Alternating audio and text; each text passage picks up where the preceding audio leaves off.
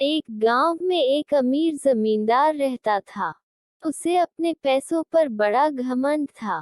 जितने अधिक पैसे उसके पास थे, उतना ही वह कंजूस भी था।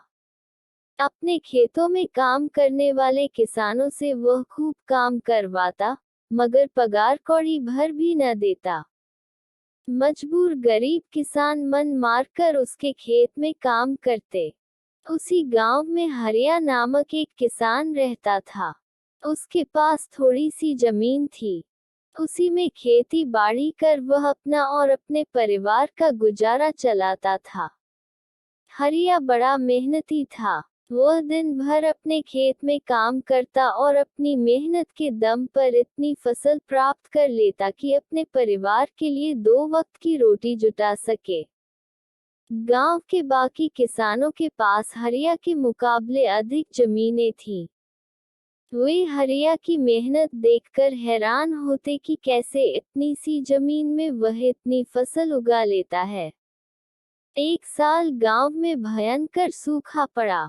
बिना बारिश के खेत खलिहान सूखने लगे। गरीब किसानों के पास सिंचाई की कोई व्यवस्था न थी।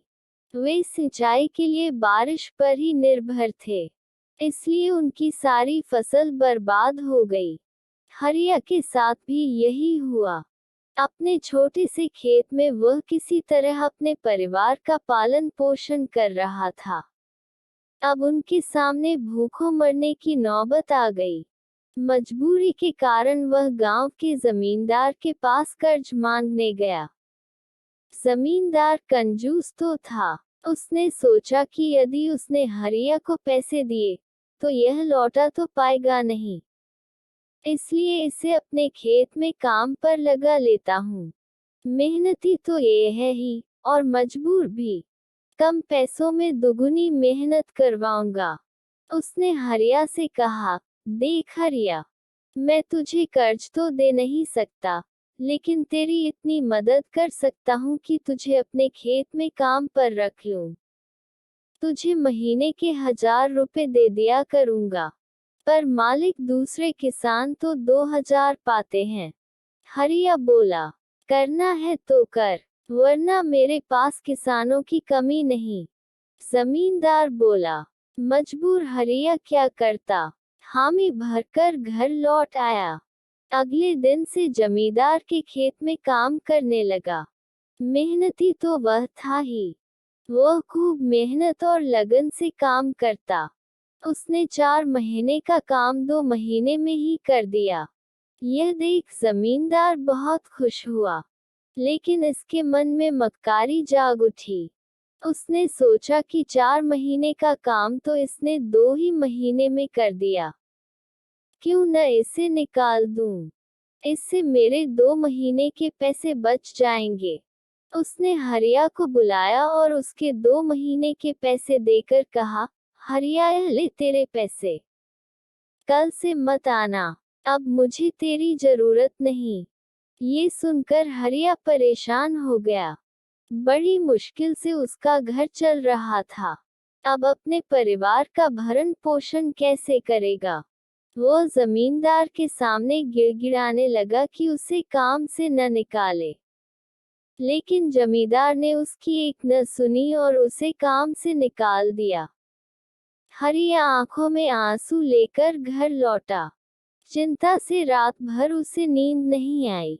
सुबह उठकर उसने फैसला किया कि वह फिर से जमींदार के पास जाएगा और उससे विनती करेगा कि उसे वापस काम पर रख ले। वो जमींदार के घर के सामने जाकर बैठ गया। सुबह उठकर जमींदार अपने घर से बाहर निकला, तो हरिया को घर के सामने बैठा हुआ देखा। उसने हरिया से पूछा, क्या हुआ हरिया, क्यों आया है? हरिया जमींदार की पैरों पर गिर पड़ा और गिड़गिड़ाते हुए बोला, मुझ पर दया कीजिए मालिक। मुझे काम पर रख लीजिए। मेरा परिवार भूखा मर जाएगा। जमींदार ने उसकी एक न सुनी और उसे धक्के मार के वहां से निकाल दिया। हरिया उस समय तो वहां से चला गया, लेकिन अगली सुबह फिर सेठ के घर के सामने जाकर बैठ गया। जमींदार ने उसे फिर बुरा भला कहकर भगा दिया। अब से रोज यही क्रम चलने लगा। हरिया रोज जमींदार के घर के सामने जाकर बैठ जाता और जमींदार उसे भगा देता। पूरे गांव में इस बात की चर्चा होने लगी। सब जमींदार को भला बुरा कहने लगे। तंग आकर जमींदार ने सोचा कि क्यों न कुछ दिन परिवार सहित दूसरे गांव चला जाऊं। मुझे घर पर न देखकर हरिया यहाँ आना बंद कर देगा। अगले दिन वह परिवार सहित दूसरे गांव अपने रिश्तेदार के घर चला गया। 10-15 दिन रिश्तेदार के घर रहने के बाद जब वह अपने घर लौटा तो हरिया को अपने घर के सामने बैठा नहीं पाया। वह मन ही मन खुश हुआ कि चलो उससे पीछा छूटा, लेकिन वह चकित भी हुआ कि आखिर हरिया ने आना बंद क्यों कर दिया। उसने गांव वालों को बुलाकर पूछा तो पता चला कि हरिया घायल है और अपने घर पर पड़ा हुआ है। जमींदार ने पूछा, क्या हुआ उसे? एक जमींदार ने कहा, मालिक, आज जब दूसरे गांव चले गए थे तब भी हरिया आपके घर के सामने बैठा रहता था। एक दिन आपका खाली घर देखकर कुछ चोर चोरी करने के इरादे से आपके घर में घुसे, लेकिन वे हरिया की नजर में आ गए। हरिया अपनी जान की परवाह न कर उनसे उलझ गया और उन्हें भगा दिया। उनके बीच हुई हाथ-पाई के कारण हरिया घायल हो गया। ये जानकर जमींदार को खुद पर शर्म आने लगी कि उसने हरिया के साथ कितना बुरा किया, लेकिन इसके बाद भी हरिया उसके घर चोरी होने से बचाने के लिए चोरों से उलझ गया। वह पछताने लगा। उसने हरिया के घर जाने का फैसला किया। वह हरिया के घर पहुंचा तो देखा कि हरिया बड़ी दयनीय अवस्था में चारपाई पर पड़ा हुआ है। उसके बच्चे भूख से बिलख रहे हैं।